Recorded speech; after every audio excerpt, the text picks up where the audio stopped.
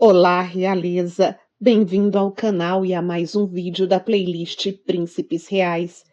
Bem-vindo à história de vida de Rudolf Franz Karl Joseph von Oesterreich, mais conhecido por todos nós como Rodolfo, Sua Alteza Imperial e Real Príncipe Herdeiro da Áustria, Hungria, Boêmia e Croácia, o único filho varão do imperador Francisco José I e da imperatriz Elizabeth, a Cici.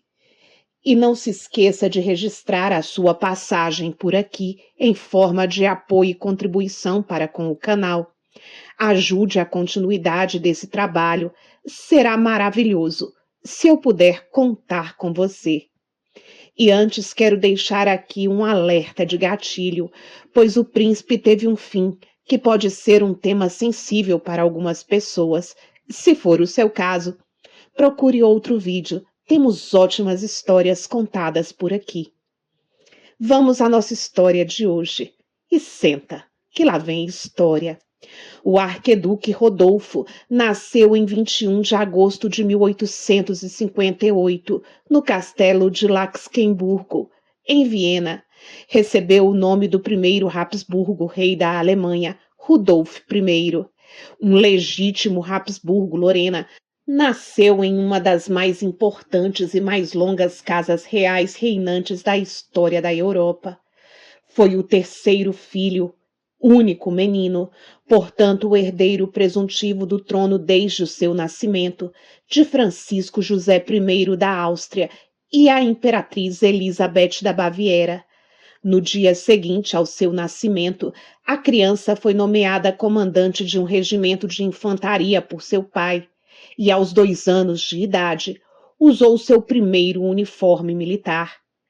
Ele chegou depois do nascimento de 2 meninas, a arquiduquesa Sofia, que faleceu 1 ano antes de seu nascimento, e Gisela, princesa da Baviera. Ele também teve uma irmã mais nova, Maria Valéria, que nasceria em 1868.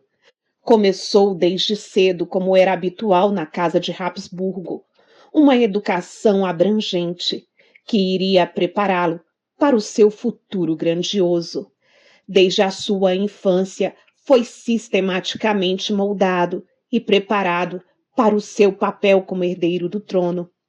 Ele provou ser uma criança sensível, cujo desenvolvimento foi marcado pelas complicadas relações e tensões dentro da própria família imperial. Foi educado ao lado da sua irmã mais velha, Gisela. Cresceram juntos, eram muito próximos. Sua educação era supervisionada de perto por sua avó paterna, a arquiduquesa Sofia da Baviera. A educação inicial de Rodolfo foi física e emocionalmente exaustiva, e podemos dizer até abusiva. Era ensinado nas virtudes da disciplina, obediência e resistência, uma abordagem totalmente em desacordo com a constituição delicada e disposição sensível da criança que ele era, com a finalidade de endurecer o garotinho, altamente tenso, que aos olhos de seu pai era excessivamente sensível. Ele foi submetido a horas de rigoroso treinamento militar em todos os climas. Também era acordado propositalmente por tiros no meio da noite, o que levou a criança à beira de um colapso mental e físico. O isolamento do príncipe em sua infância foi agravado pelas dificuldades que ele teve em estabelecer um relacionamento com sua mãe, já que Elizabeth estava ausente da corte durante os primeiros anos de sua vida. Desde muito cedo, ele interessou-se por ciências naturais e começou uma coleção de minerais, ainda muito criança. Quando Rodolfo completou 6 anos de idade, foi separado da sua irmã Gisela, uma vez que ele começou a sua educação, agora mais enfática, para se tornar o imperador. Isso não afetou a relação entre Rodolfo e Gisela, que permaneceram muito próximos, até ela deixar Viena após o seu casamento. Sua educação era destinada a convertê-lo em um digno sucessor de seu pai e continuador do regime político dele. Em um de seus retornos à corte de Viena, Elizabeth descobriu os métodos educacionais aplicados a seu filho. Ela reprovou e mostrou sua força de vontade apresentando ao marido um ultimato em 1865. Ou ela teria a autoridade absoluta sobre a educação de seus filhos, ou deixaria a corte para sempre. Francisco José cedeu às demandas de sua esposa, levando a uma reversão completa no programa educacional do príncipe. Rodolfo chegou a acompanhar a sua mãe em suas expedições de caça à Inglaterra e aprendeu a apreciar uma monarquia liberal e constitucional. Para grande pesar do príncipe herdeiro, seu pai não permitiu que ele estudasse na universidade, pois isso teria sido inadequado para um garoto da sua posição.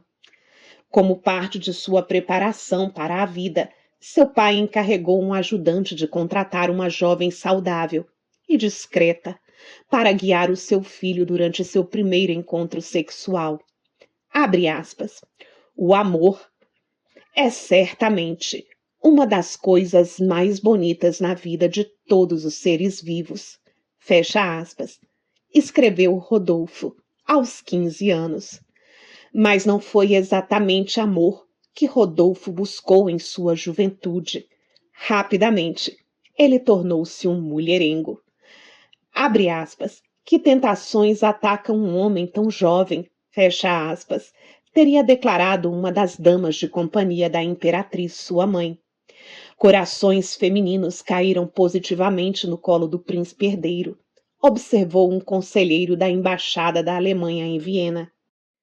Muitas jovens consideravam a rendição ao jovem e elegante e charmoso príncipe como nada menos que um dever patriótico. Rodolfo chegou a declarar a seu primo que era louco por mulheres e não via razão para negar a si mesmo.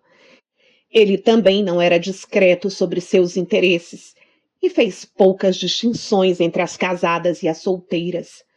Mas não era só sua perturbada vida amorosa que preocupava a todos. O tio de Francisco José, o arqueduque Albrecht, deixou registrado sobre o adolescente Rodolfo. Abre aspas. A mente jovem e superexcitada do príncipe herdeiro, a imaturidade de sua maneira de pensar, a extravagância de sua alta inteligência, indubitavelmente alta. Me preocupa que ele assimile ideias e tendências que não seriam compatíveis com o caráter conservador que deve ter o futuro monarca. Fecha aspas. Seu tio foi assertivo. Na política, Rodolfo simpatizava com os ideais liberais e os movimentos nacionalistas húngaros, contrariando totalmente a forma de governar de seu pai. Em um memorando privado, o príncipe herdeiro criticou seu pai e escreveu, abre aspas, nosso imperador não tem amigos. Todo o seu caráter e tendência natural não permitem isso. Ele está sozinho em seu mundo. Fecha aspas. Rodolfo compartilhava o temperamento da imperatriz Elizabeth e um cortesão percebeu que, como sua mãe, ele tinha uma maneira de falar que encantava a todos e uma facilidade para definir tudo sobre ele, para resolver o enigma de sua personalidade. Palavras dele. Há boatos que em 1880 o príncipe herdeiro supostamente teria se casado secretamente com sua prima distante, Maria Antônia Habsburgo, filha do grão-duque Fernando IV de Toscana, quando ela engravidou, e que Francisco José teria anulado o casamento mesmo após o nascimento da criança. Porém, é muito importante ressaltar que são apenas boatos. Em março de 1880, Rodolfo foi convidado à corte belga por Leopoldo II. Ele chegou a Bruxelas em 5 de março. Depois de conhecer a princesa Estefânia, uma filha de Leopoldo II, uma jovem de apenas 15 anos, escreveu à sua mãe que ele havia encontrado o que procurava, observando que ela era, abre aspas, bonita, boa e inteligente, fecha aspas. Sob pressão de seus pais para que se casasse o quanto antes, no dia 7 de março, ele pediu a mão de Estefânia e anunciou o noivado. A imperatriz Elizabeth ficou desapontada com o noivado, já que a monarquia belga não se comparava aos Habsburgos, ou seja, para ela, a noiva não estava à altura do filho. Por outro lado, Francisco José gostou da escolha e aprovou o casamento. O casamento foi um arranjo político, como era de praxe. Rodolfo e Estefânia se casaram em 10 de maio de 1881, na igreja de Santa Agostina, em Viena. Entre os convidados estavam o futuro Edward VII do Reino Unido e seu sobrinho, o imperador William II da Alemanha. As núpcias foram celebradas ricamente em toda a Áustria. Após a cerimônia, o casal passou a lua de mel em Laxemburgo, fora da capital. Em 18 de maio, o casal foi recebido em Budapeste. A jovem princesa herdeira era muito alta e não era considerada muito bonita. Sua personalidade era descrita como pouco atraente. Ela não foi bem recebida na corte vienense. É dito também que Rodolfo teve um caso com a atriz vienense Johanna Brusca, que levou ao nascimento de um filho ilegítimo em 1881. Também sem comprovação. Mesmo assim, o casamento de Estefânia e Rodolfo foi feliz no começo, mas os desentendimentos se iniciaram cedo. Embora inteligente, Rodolfo era altamente tenso, pouco convencional, impulsivo e muito liberal, enquanto a educação muito conservadora de Estefânia a fez uma mulher formal e até mesmo arrogante, segundo a visão de alguns. Apesar de casado, Rodolfo continuou suas aventuras amorosas. No outono de 1881, Estefânia pensou que estava grávida, mas foi um alarme falso. Após essa decepção, na primavera de 1883, a gravidez da princesa herdeira foi confirmada, encantando o imperador. Após esse anúncio, o príncipe herdeiro se tornou mais atencioso com sua esposa. Tanto Estefânia quanto Rodolfo tinham certeza que seria um menino. Eles até falaram do futuro filho, chamando-o de Wenceslaus, um primeiro nome tcheco refletindo as simpatias do príncipe herdeiro pelas populações eslavas do Império Austro-Húngaro. Estefânia deu à luz a uma filha, Elizabeth Maria da Áustria, nascida em 2 de setembro de 1883. Quando o sexo da criança foi anunciado, Rodolfo não escondeu a sua decepção por não ter recebido um herdeiro do Império Habsburgo, mas se acostumou com seu papel de pai. Sua filha era conhecida dentro da família como Erzis, abreviação de Erzsébet, um diminutivo húngaro, mas entrou para a história como a Arquiduquesa Vermelha. Após o nascimento de Erzsi, Rodolfo se tornou cada vez mais instável, bebia muito e estava tendo muitos casos. No início de 1886, o príncipe herdeiro adoeceu. Vários diagnósticos vieram, inclusive o de uma doença estomacal. Mas estes tinham apenas a intenção de esconder a verdadeira natureza da doença que o afetou. Ele havia contraído uma doença venérea. Sua enfermidade foi mantida em segredo. Rodolfo não só contraíra para si uma doença sexualmente transmissível, mas também contaminou Estefânia, e ela só ficou sabendo quando teve os primeiros sintomas. Como resultado, Estefânia, com menos de 22 anos, tornou-se estéril. Sentindo-se traída e amargurada, ela nutriu um profundo ressentimento pelo marido e acredita-se que as relações íntimas do casal cessaram após o episódio. É dito também que Rodolfo acabou ficando muito dependente de uma substância. Vou colocar aí na tela para não diminuir o alcance do vídeo. O casal discutiu um possível divórcio, algo muito complicado para pessoas de sua posição social. O príncipe chegou ao ponto de perguntar ao imperador se ele poderia pedir ao Papa Leão XIII uma anulação do casamento, mas seu pai se recusou a aceitar tal ideia. Na época, Rodolfo estava envolvido com uma dançarina chamada Missy Gaspar. Um ano antes da morte do príncipe herdeiro, Missy Gaspar relatou ao chefe de polícia, o barão Kraus, que o príncipe havia confessado que achava a vida um fardo muito grande, que era solitário e solicitou que ela se juntasse a ele para dar fim às suas vidas. Ela não aceitou a proposta. O inspetor de polícia solicitou que ela não se envolvesse nos assuntos imperiais. A partir da primavera de 1887, cenas dolorosas foram repetidas entre os cônjuges Rodolfo e Estefânia.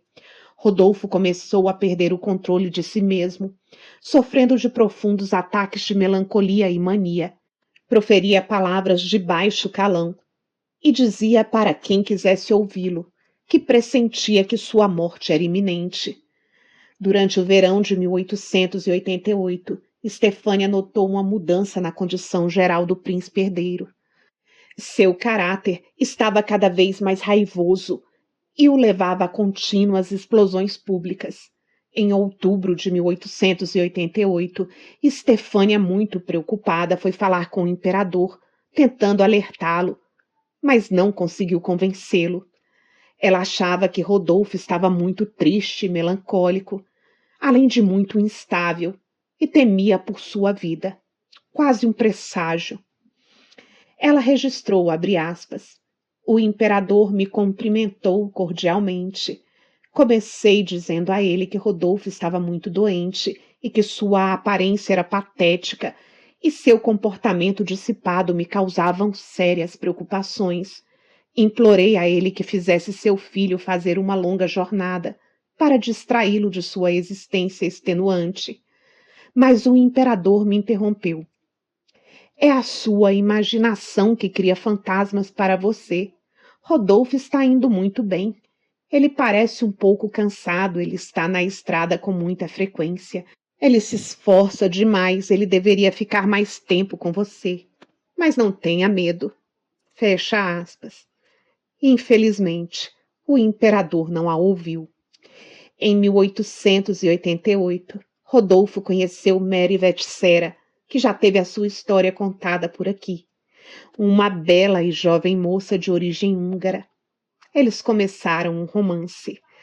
Por sua vez, Stefania apaixonou-se por um conde polonês e também começou um caso extraconjugal, e não fez questão de escondê-lo.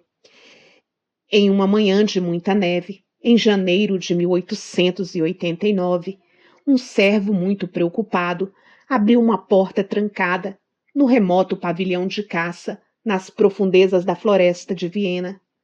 Em 30 de janeiro, Rodolfo foi encontrado sem vida em seu quarto no pavilhão de caça de Mayerling, no que ficou conhecido como o incidente de Mayerling. Junto a ele estava a sua arma, que supostamente teria sido usada para disparar, primeiro em sua amante e depois em si. Sobre a cama estava o corpo também sem vida, de Mary Vetsera, de 17 anos. Inicialmente foi anunciado que o príncipe havia sofrido um aneurisma, mas as investigações provaram que essa não era a verdade. Como tirar a própria vida o impediria de receber um enterro na igreja, Rodolfo foi oficialmente declarado como desequilibrado mental. Ele tinha apenas 30 anos e foi sepultado em 5 de fevereiro de 1889, na cripta imperial em Viena. Abre aspas. Querida Estefânia, você está livre da minha presença e do aborrecimento. Seja feliz, à sua maneira. Seja boa para a pobre pequena, que é a única coisa que resta de mim. Eu entro calmamente na morte, o que por si só pode salvar minha boa reputação. Beijando você com todo o meu coração. Seu Rodolfo, que te ama, fecha aspas, dizia a carta de despedida de Rodolfo para sua esposa. O imperador desolado converteu Mayerling em um convento de freiras carmelitas, para que as orações diárias fossem eternamente ditas pelas freiras para o descanso da alma de Rodolfo. A imperatriz Elizabeth usou preto ou cinza, as cores do luto, pelo resto da sua vida. O escândalo que se seguiu ganhou manchetes internacionais. Começaram as muitas teorias da conspiração e mistérios. Dizia-se que o governo estava ocultando pormenores do acontecimento. Houve rumores de que o corpo do arqueduque tinha cortes feitos por sabre e que faltava uma mão. Eram muitos rumores. Dizia-se que ele tinha sido eliminado pelo serviço secreto austríaco, já que suas ideias tinham colocado em perigo o império. A imperatriz da Áustria, Zita de Bourbon-Parma, disse antes de morrer que Rodolfo tinha sido vítima de um golpe organizado pelos serviços secretos franceses, obrigados a silenciá-lo após o herdeiro arrepender-se de ter chegado a um acordo com eles para trair o seu pai e ocupar o trono, com a finalidade de isolar a Alemanha. Outra versão sustentava que ele estava determinado a se casar com Mary Vetsera, e Estefânia, cheia de amor e ciúmes, assumindo o papel de esposa desprezada, teria decidido eliminar o marido e a rival. A verdade é que todos estavam incrédulos de que ele teria feito isso por vontade própria. A morte de Rodolfo deixou Francisco José sem um herdeiro masculino direto. O irmão mais novo do imperador, o arqueduque Karl Ludwig, tornou-se o próximo na linha de sucessão do trono austro-húngaro, apesar de não ter sido ele a suceder o seu irmão. Após a morte de Rodolfo, grande parte de sua coleção de minerais passou a ser posse da Universidade de Agricultura de Viena, que agora é conhecida como Universidade de Recursos Naturais e Ciências da Vida. A misteriosa morte do príncipe herdeiro em seu alojamento de caça inspirou filmes, balés, poemas e musicais sobre o incidente Mayerling. No dia 22 de março de 1900, Estefânia casou-se com o conde húngaro Elemer Loyan. Estefânia fixou residência no castelo de seu novo marido, na atual Eslováquia. O imperador Francisco José tornou-se o guardião legal de sua neta Elizabeth, a única filha de Rodolfo. Em 1935, Estefânia publicou suas memórias que foram intituladas Eu Deveria Ser Imperatriz, traduzindo para o português. Estefânia morreu em 1945. O fim do mistério da morte de Rodolfo e Mary Vetsera só aconteceu em 2015, quando cartas privadas dela foram descobertas em um cofre de um banco austríaco. A correspondência revelava que eles estavam se preparando para, por amor, tirarem juntos suas vidas. Numa espécie de pacto, o príncipe herdeiro resume a tragédia da monarquia em declínio. Com suas ideias progressistas, tão diferentes das de seu pai, o herdeiro do trono foi em grande parte incapaz de se encontrar e de achar para si um papel efetivo no contexto dinástico. Abre aspas. O menor pequeno funcionário tem uma esfera de influência maior do que eu. Estou condenado à ociosidade. Fecha aspas. Essas palavras expressam a visão de Rodolfo sobre sua posição na corte e foram escritas por ele. Enigmático, melancólico, se sentindo deslocado e inadequado, e ao mesmo tempo imerso em seus prazeres. Talvez ele tenha sido uma vítima de si mesmo. Mas agora quero saber de você, quero saber sua opinião e as conclusões desse vídeo, que por aqui são sempre por sua conta. Então, me conta lá nos comentários. Muito obrigada pela sua companhia em mais um vídeo. Nos encontramos já já. Não me deixe esperando.